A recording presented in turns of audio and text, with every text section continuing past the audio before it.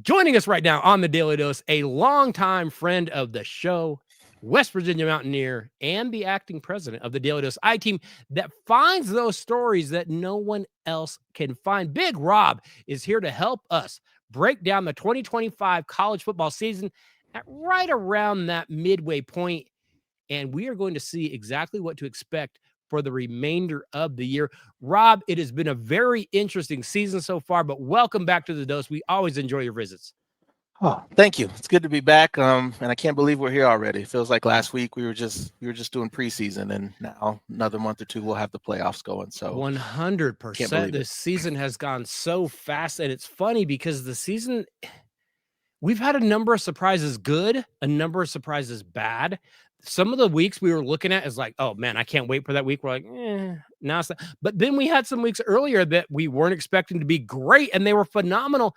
It has been a wild, wild season already. And Robb, maybe one of the biggest stories of the college football season so far has been some big name head coaches getting fired.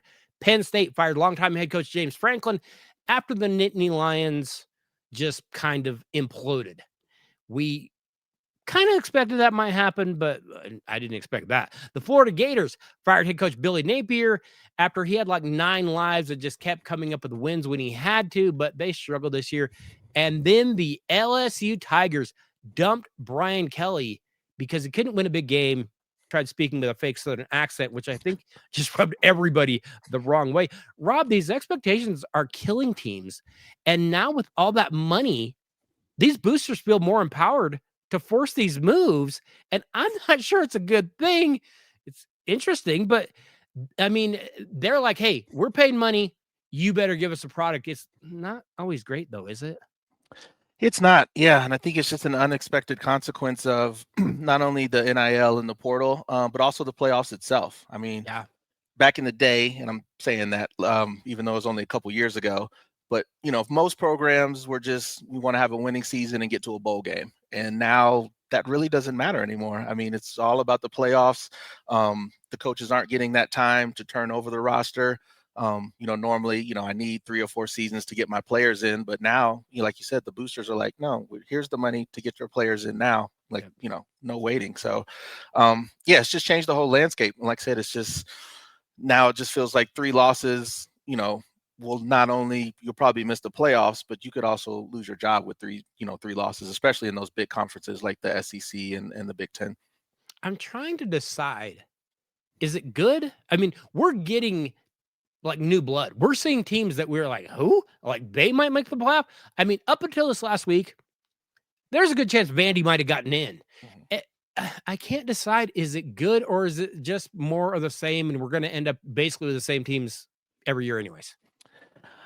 I think we still end up with the same teams because I think it gives more teams like a Vandy, or an Indiana to kind of, you get a couple teams coming out of nowhere, but obviously we'll have to see. But it still feels like the big boys at the end of the day, when the dust settles, they still have the most money. They'll probably still be there at the end. So I think it's good from the standpoint you get a surprise team, every now and then, every year you have a, 1 or 2 surprise teams more than you usually did. But like I said, I have a feeling at the end of the day, when the dust settles, it's still going to be that same 5-6 teams, there at the end. Robb, what I'm wondering is we've got 3, legit big time schools right now need a head coach. And that's not going to be all. I promise you there's going to be more guys lose their job very, very soon. We could probably come up with a few if we had to. But when I see those guys lose their jobs, I start looking around the college landscape like, who's going to get those offers? And I'm looking at like Dan Lanning at Oregon. I'm looking at Lane Kiffin, obviously at Ole Miss, Sam Levitt at Arizona State. And even if you go down smaller, Ryan Silverfield at Memphis or maybe Jeff Traylor at Texas San Antonio, I don't know. You could have a team make the playoff and lose their head coach. Is that where we're going? Is that what this is going to end up being? It feels like it. Like I said, just like we, mentioned, 3 losses could end up doing you in, like, regardless. Yeah. And like I said, it's just because there's so much money there, the portal and everything. Teams are ready to win now. Yep. They don't want to wait. And like I said, with the portal and everything, you don't have to wait anymore. With the right amount of money, right coach in there, you can pop and make the playoffs right away. And like I said, a lot of these programs are going to be looking for that. Probably ends up being a bad thing, because they're not as patient, because obviously sometimes it does take, time. But yeah, I feel like, going forward, a lot of coaches won't get that time.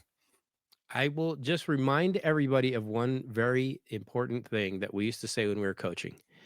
And when you're talking about boosters and them having more involvement with these universities and them having more sway and more pull at these universities, we used to say it all the time to our players when we were coaching. You lay down with dogs, you're going to end up with a lot of fleas too. Whether or not you want those fleas, you might not want them, but you're going to get them. Rob, back in August, you and I sat down. We made some predictions for the coming season. Right now, I'm going to give you a chance to brag on some predictions that you made. If you've got one thing that you got right and you are feeling specifically proud of it, what is that one brag that you have got? What did you say back in August that you were like, hey, I nailed it. I got that one right. What do you got?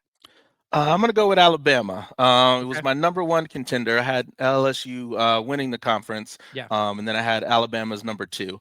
There were lots of talk about DeBoer. He had some early losses in there, but he seems for the most part to have straightened the ship. Yeah. So the fact that they're in there somewhat safe, that's one, I think I got right.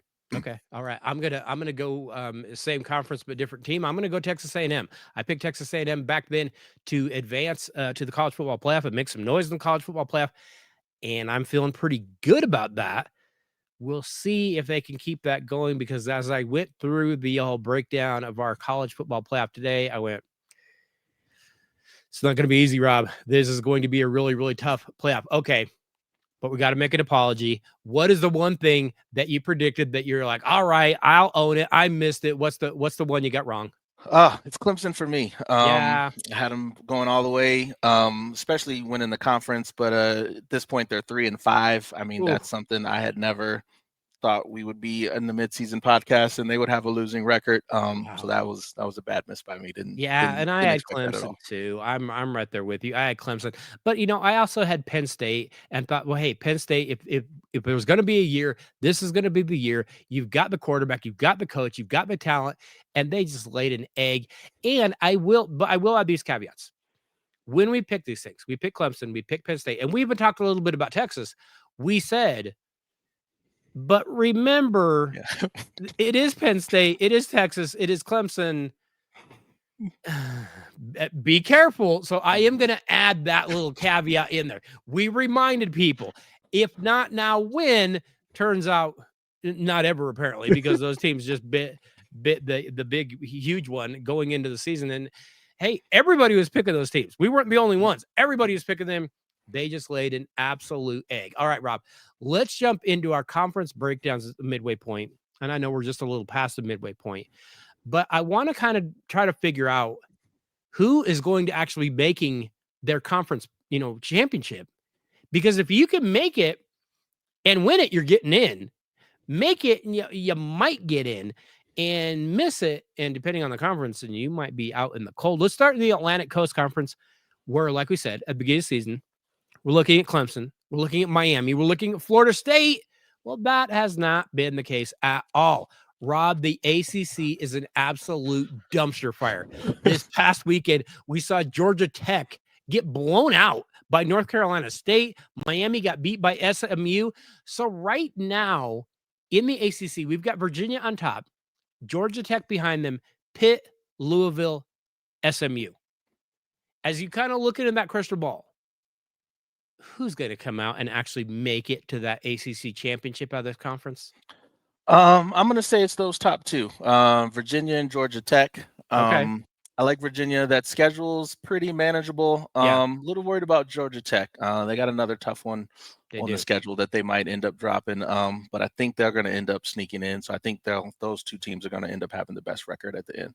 Okay, so Rob's going to go Virginia and Georgia Tech, and I was so close. I had that down as well. So just so you know, Virginia's remaining games, they've got Wake Forest, they've got Duke, they've got Virginia Tech. Like Rob said, very, very manageable.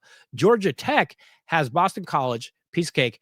Pitt, not easy. And then they close with Georgia. It's out of conference, but that's not going to be easy either.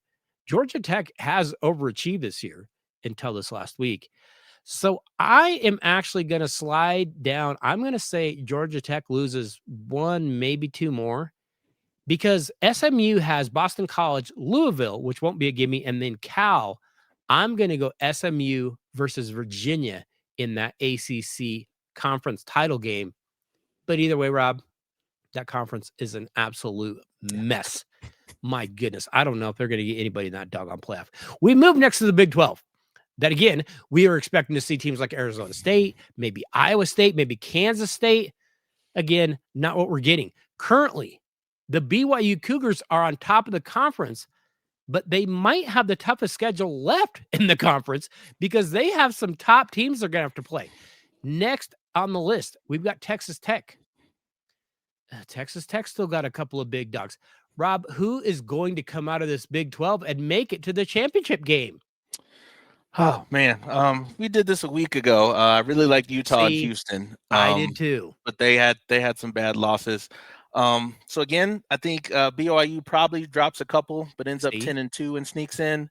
Okay, and same way with Texas Tech. They're in a pretty good spot. Their schedule seems pretty manageable in the end. So I'm going to say BYU and Texas Tech are the two that end up in the championship game. See, and it's very, very interesting because, we talk about it all the time. We didn't for years have a playoff. We've got a playoff type game this week as BYU goes to Texas Tech. That is a huge game. Whoever comes out on top of that is going to have a leg up to get to the conference championship. But like you said, BYU, they've still got TCU.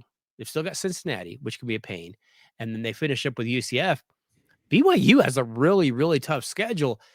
I think BYU is going to drop a couple, and I think they're going to drop a big one this week to Texas Tech. So I've got Texas Tech getting through, and then I am going to say those Houston Cougars, because they have the easiest schedule remaining, get a little help, win a few games, and I am going to go Texas Tech versus Houston, who stumbled this past week and had no business stumbling like they did. But I'm going to say Tech versus Houston close out the Big 12. We will see who ends up big. Big 12 has been kind of funky this year too. Good, but kind of weird. In many weeks that you're like, I don't know, anybody could lose to anybody in that conference. Big 12 has been a little bit funny. Let's move to the Big 10, where we were expecting a battle between Ohio State, Oregon, and Penn State. Not exactly what we have. Currently, Ohio State is on top. They are the number 1 team in the country, but they also haven't been tested a whole lot. That schedule's been pretty soft. Meanwhile, the Indiana Hoosiers are nipping at their heels. This isn't basketball. It's college football. And Indiana has been absolutely dominant. Michigan and Oregon are still back there. They're lurking a little bit, but they need a little help. They need Ohio State or Indiana to trip up. Hey, we've got some really interesting games coming down the stretch in the Big 10. Rob, who do you have coming out of the Big 10 conference to that championship game? I think it's still Indiana as the 1 seed, and then Ohio State always loses to Michigan. We know this, right? It has been happening. That last game. So yeah, give me Michigan. Okay. And, Indiana in the championship game. Indiana. See, that's the thing, because Ohio State still has UCLA. That doesn't count. They should drop football. Rutgers, Michigan. I don't know. That's not easy. Meanwhile, Indiana has Penn State, Wisconsin, Purdue. They could play their JV and still win those games. I'm going to go Indiana and Ohio State. I'm going to say Ohio State finally figures out Michigan, but I expect that to be an absolute dogfight. You kind of wonder, when you have that softer schedule, does it benefit you because you've kind of rested up all year? You're not getting tested every single week. Or have you been untested and you finally get into a big game and you're like, we haven't been here before? And I'm not sure what to expect from Ohio State. Yeah, I agree. Like you said, even like I said, I have them not making the game, but I know we'll get to this later. They still get in the playoffs, obviously. Sure. But yeah, that's something you worry about. Even with Indiana, I mean, they've been cruising, but depending on that matchup, you get one of the SEC schools, you might be in trouble, or that little bit of shock of that competition, and as you know, single elimination. So I'm a little worried. I'm a little worried about all conferences outside of the SEC, actually. See, I am too, because it is going to be very, very tough. We finish up with that SEC And the SEC, I understand top to bottom, they've got some teams at the bottom that aren't very good. They've got a ton of teams that are really, really good. And, as usual, we expected, hey, it's going to be Alabama, it's going to be Georgia, and those two are still going to be, they're going to have something to say about this. But right now, we've got Texas A&M on top, and they have looked really good on both sides of the ball. Alabama is right there. Georgia and Ole Miss are just behind them, and there are a couple teams lurking. You look at like a Tennessee. I guess you could throw LSU. I'm not sure about Oklahoma or, one of those teams, but they're right there. They could be dangerous. Rob, who do you have making it to that SEC title game? Like you mentioned, based on schedules, give me A&M and Ole Yeah. Miss. But like you said, Okay. there are some really good teams, like Texas, for example. Yeah. The rest of their schedule is awful, though. Mhm. Like I said, Georgia, schedule is manageable, but then, like I said, Oklahoma, I still think they're going to end up dropping another one I there. do too. So, I think, like you said, these are all pretty good teams, though. But at the end of the day, yeah, conference championship, give me A&M and Ole Miss. Okay. Okay. I'm gonna go A&M, and I'm gonna go Bama, but I don't like how that schedule shapes up. I think they're improving. I think they're getting better. They've got LSU, they've got Oklahoma, they've got a bye week in Eastern Illinois, and then they finish up at Auburn, which will be an easy win. But that LSU and Oklahoma, those are two teams with nothing to lose, and Bama is going to have everything to lose. I'm not feeling real super confident about that. Okay, finish up the four major conferences, but let's go over to the independent group of 5 teams. And it looks right now like the Notre Dame Fighting Irish have a legit shot at making that playoff. Rob, I'm not a Notre Dame fan. If I see them on the schedule, I'd be getting very, very nervous. They are tested. Now they're getting healthy. They're getting everybody, and they're getting the easiest part of their schedule. They're just waltzing through. Remember, they lost those first 2 games. They lost to A&M and they lost to Miami. 2 solid losses at the time. They've still got a shot. They can't trip up. If they slip up, it's over. So left over for Notre Dame, they've got Navy, Pitt, Syracuse, Stanford. Those should all be wins. I think Notre Dame is going to be fine. But could we see another team, like an at-large team? Is there any teams that you're looking at from those, group of 5 kind of conferences that you say maybe they'd have a shot of sneaking in? Yeah, Notre Dame is one, and I think out of the American, we're either Yeah. going to get Memphis or South Florida. I kind of went back and forth between them. Yep. I know they just played. Memphis did come out on top, but I think they're going to end up meeting again. So I've got one of those 2 teams, either Memphis or South Florida, getting that last spot in the playoff. Okay. Okay. And a team, it won't happen. But the team that if they ran the table should absolutely get in would be Navy, but they go to Notre Dame.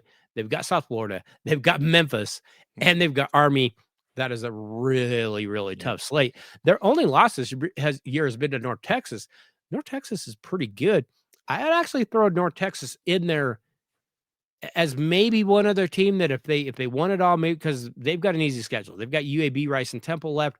North Texas might be a little more dangerous than people would think. The only other team that I would, I guess, mention would be Conference USA James Madison. They've got that early loss to Louisville, but that's not a horrible loss. And left for them, Marshall, Appalachian State, Washington State, and Coastal Carolina.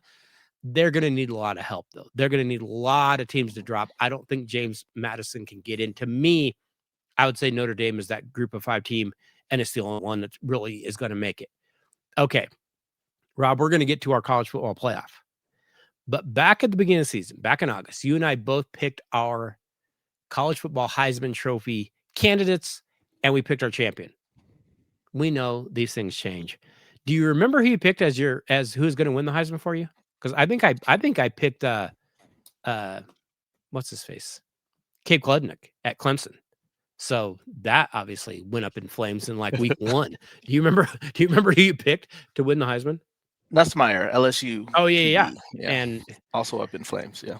Yeah, that the defense is pretty good. That offense has just been a struggle all year. But right now, do you have any candidates? Do you have who are you looking at as maybe being Heisman contenders right now? Yeah, one person I gave out back then as a long shot, that's still kind of in the mix now. Marcel Reed, Yes. Texas A&M QB.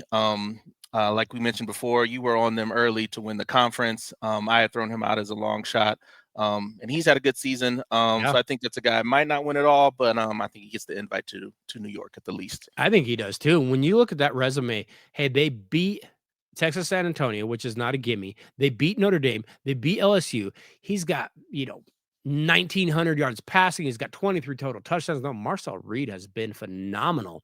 I had him as one of my contenders as well. It's going to be real interesting to see who he end up. I am going to lob out my other contender. This might be your winner. And I'm going to say quarterback at Ohio State, Julian Sayin. I mean, Ohio State's the top team in the country. We know how much the Heisman committee loves just giving it to a quarterback. Sayin's had a great year, 2,200 yards, 23 touchdowns. Like I said, Ohio State's on top. I've got him as a contender. I do not have him as my Heisman winner. So what do you got as your next contender? He was my contender as well. Okay. So I have one left as my winner. I do too. And are we going to have the same winner? Because he's putting up amazing numbers. But he's doing it at a school that you do not think of as being a college football school. Fernando. Yeah, we've got Fernando Mendoza, Indiana. And I mean, but what a year he's had, though. Yeah, like you said, they lean towards a quarterback. Like you said, you question the competition a little bit. I mean, but again, you play who's on the schedule. Just the numbers alone, I mean, speaks for himself. So, yeah, if I had to vote right now, like I said, based on the numbers, I'm gonna give it to Mendoza for Indiana. He's been absolutely dominant, and he's not like the runner like Marcel Reed is, but he can still run it. 220 yards on the ground. He's got 4 touchdowns, but he's got 25 touchdowns in the air. Indiana goes out there and just scores like 50, 60 points. And we're like, well, hey, if you can score more than that, good luck to you. Mm-hmm. They have been absolutely dominant this year. And here's the other crazy part about Mendoza. Last year, ESPN told us how important it was that you had to play both ways. I don't even think he's played a single snap at safety. I don't know, but he's been really good, and I'd still give him the Heisman. Maybe that's just me. Okay, Rob, we are going to jump into our college football playoff predictions. It's going to be chaotic, but it's still going to be better than it was back in August because now we kind of have an idea. Right now, we are going to lay out our college football playoff. We're going to give you our 12 teams. We're going to work it all the way down until we get to that final champion. Rob, who is your number 1 team in the college football playoff? Number 1 team is Indiana. We are in lockstep here because I have also got the Indiana Hoosiers as my number 1 team. I'm going to have them win that Big Ten. I'm going to have them actually beat Ohio State in my Big Ten championship, and they go on to win it all, and they are the number 1 seed coming out. Hey, if they did that, they deserve it. Number 2, who's your number 2 team in the college football playoff? Number 2, Texas A&M. We both have Texas A&M at number 2. Wow, we are 2 for 2 so far, and now it's going to all fall apart. What do you got at the number 3 spot? My number 3 is Ohio State. Okay, we're batting 1,000 right now because I've got my number 3 spot going to Ohio State. All right, so far so good. Number 4, I guarantee this is going to be different because I picked something really stupid at number 4. Who do you have at number 4? Number 4 for me is Ole Miss. Ole Miss, okay. I actually was stupid, and I went with the Big 12 champion Texas Tech. So I have Texas Tech at the number 4 seed. At number 5, who do you have at your number 5 spot? Number 5 is Georgia. At number 5, I have got a SEC team as well, and I will put Alabama at the number 5 spot. Number 6, what do you got at 6? Number 6 is Oregon sneaks in. Oregon gets in. At number 6, I have got Notre Dame. I think Notre Dame's going to close very, very strong.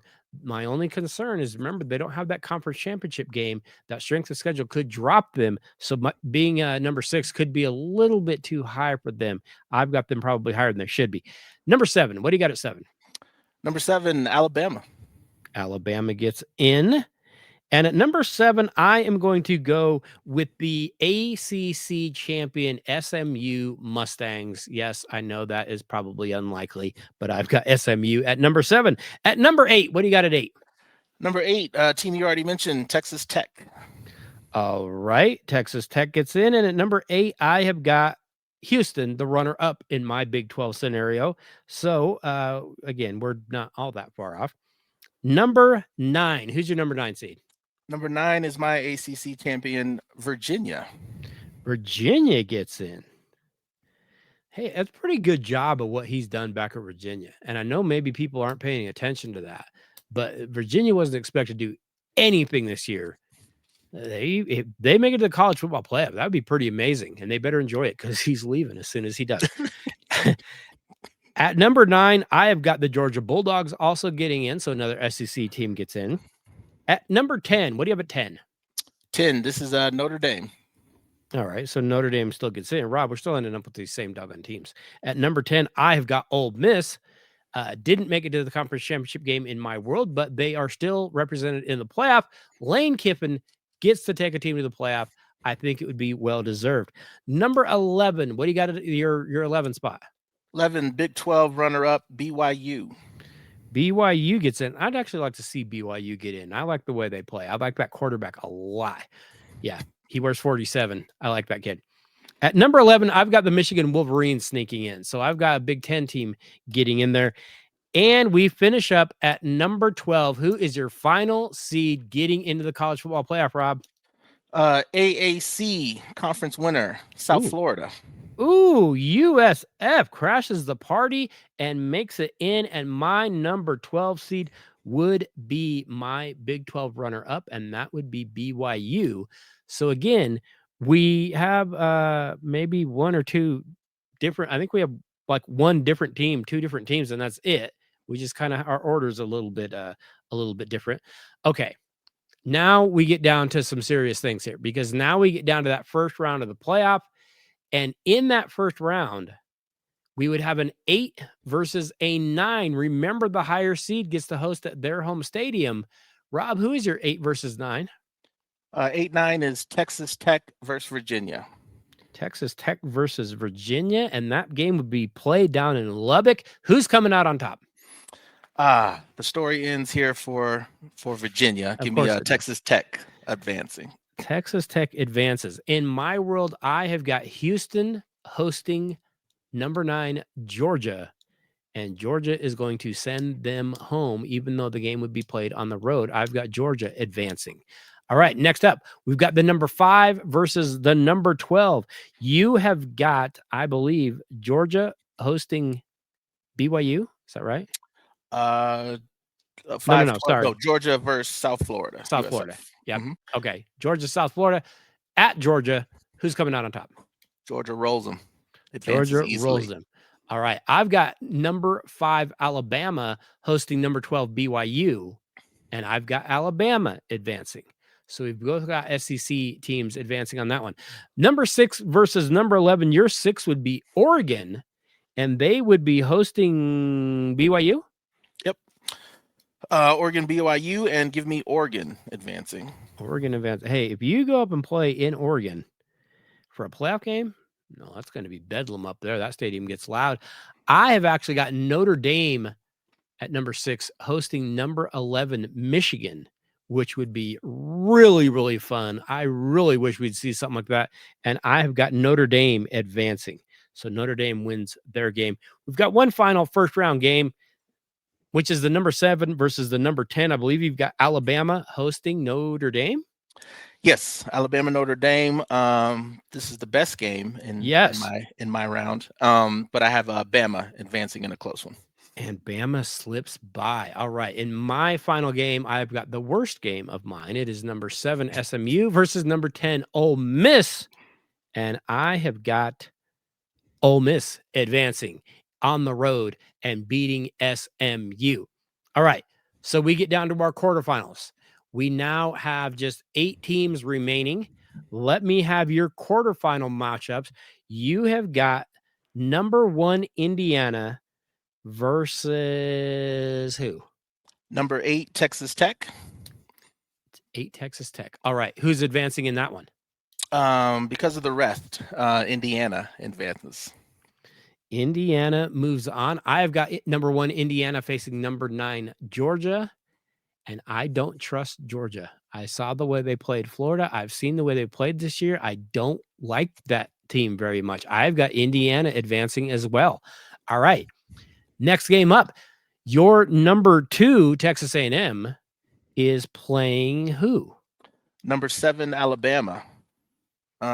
This is a great Ooh, game. that is a great game. Alabama comes from behind to advance. Alabama. Alabama gets by. Ooh, that would be spicy too. I would actually like that quite a bit. I've got number 2 Texas A&M facing number 10 Ole Miss, and I've got A&M advancing past Ole Miss. It was fun while it lasted, Lane, but next you'll be at Florida. All right. Next up, we have got number 3 Ohio State. Who is your Ohio State matchup going to feature? Ohio State versus Oregon. And give me another upset here. Give me Oregon advancing. Ooh, Oregon gets through. Ooh, I like that. I have got number 3 Ohio State versus number 6 Notre Dame. No, that might be a little high for Notre Dame to be there, but I'm going to go with that, and I'm going to take Ohio State to advance. All right, we've got one more game in the quarterfinals. Number 4 versus number 5. Rob, I believe you have Ole Miss versus Georgia. Is that right? Yep. Ole Miss versus Georgia. Thanks for everything, Lane, but Georgia advances. All right, so we are now down to the final 4. My final game would be Texas Tech, number 4, hosting number 5 Alabama, and I have Alabama moving on. Okay, so we've down to our final 4. Rob, I could have this wrong, but I believe you have Indiana versus Oregon. No, well, I've got number 1 versus number 5, so I've got Indiana versus Georgia. Okay, Indiana versus Georgia, and you've got Alabama Oregon versus Oregon. Yeah, Oregon versus Alabama. Okay. In mine, I've got Indiana versus Alabama, and I've got Texas A&M versus Ohio State. Rob, break down that first game of your semifinal, Indiana versus Georgia. Who is coming out on top? Give me Georgia in this one. I know you question them. I just think they're going to be tougher. A little too much for Indiana. So in a good game, but yeah, I've got Georgia advancing. All right. I've got Indiana versus Alabama, which I think would be a super fun game. And I'm going to say it is just that kind of goofy year. Indiana advances and makes it to the college football final. Second game, Rob, you have Alabama versus Oregon. Is that right? Correct. Yes. All SEC final here. Give me Alabama. Again, another come from behind win for Bama. Yeah, Bama advances. I have got Ohio State versus Texas A&M. Rob, I'm struggling with this one. This is a tough one. Good game. I'm going to say A&M schedule pays off, and A&M actually sneaks by, and we end up with a goofy Indiana versus Texas A&M college football final. I know it makes zero sense, but that is what I'm going with. All right, Rob, you've got Bama versus Georgia. They played once this year. We know how that went. Who's winning your college football final? Yeah, they hated him. They wanted him out, but he figures it out and wins the title. Give me Alabama, your national champion. Alabama and Kalen DeBoer actually pull this out and get the win? Wow. That's bold. I like that. All right. I'm going to struggle with this, but I have Indiana versus A&M. Rob, I took A&M at the beginning of the season, and I'm going to ride with those Aggies. A&M gets it done. Marcel Reed proves that he didn't get the Heisman, but he should have got the Heisman. He goes all Vince Young on Indiana, and he tears them up. Texas A&M wins the college football national championship. First time ever. First time A&M's won anything of importance whatsoever. Can't even believe it happened. World might just completely implode. I am going A&M to win it all. Rob, that was hard. It was. I do find it interesting, though. We ended up with SEC teams in the end. So to kind of just bring it full circle, I think that conference, like you mentioned before, it is a tough conference. A lot of even the LSUs of the world. I mean, that's still a decent team. So I think that tough schedule pays off in the end. Well, you look at Texas and the amount of grief that they've gotten this year and the amount of grief that Arch Manning specifically has gotten. Don't look now. Texas is warming up, having a pretty decent season. And don't look now, Arch Manning is way better statistically than people think he is. I know it's easy and I know it's fun and I know it's a great time to bash some of these teams, but you look at the entire season, you look at the entire product. I don't know. There's some teams out there that are a little better than expected, and sometimes we just like to jump on those bandwagons because they're easy. It's low hanging fruit, but it's going to be very, very interesting. And college football from here on out is just, you can't miss it. You've got to tune in every single week. It is going to be just absolutely wild. I'm looking at our picks. How many of those games did not play out that we laid out? You're like, oh, I'm dropping everything to tune into that game. There'll be some phenomenal games there. I couldn't wait for some of those. So yeah, going to be very, very exciting. Hey, must-see TV going forward. Speaking of must-see TV, Rob, college football season, it is slowly winding down, which makes me very sad.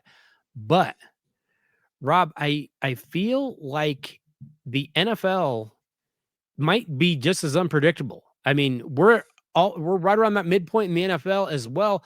This week, we see the Kansas City Chiefs, Detroit Lions, Indianapolis Colts, Green Bay Packers all get beat by teams that were like, there's no way they're going to beat them. They all got beat. Rob, we might need you to come back next week and break down the NFL at the midway point too, because I don't know what to expect from that crazy league. Absolutely. I think we said in the preseason, I think there was probably 5 or 6 teams I felt good about, and I don't anymore. That's probably stretched out to like probably 8 or 9 now that could probably win it. So, yeah, definitely. Yeah, has been just crazy. Like I said, there's nobody I'm at this point really comfortable about, which again, but makes it exciting.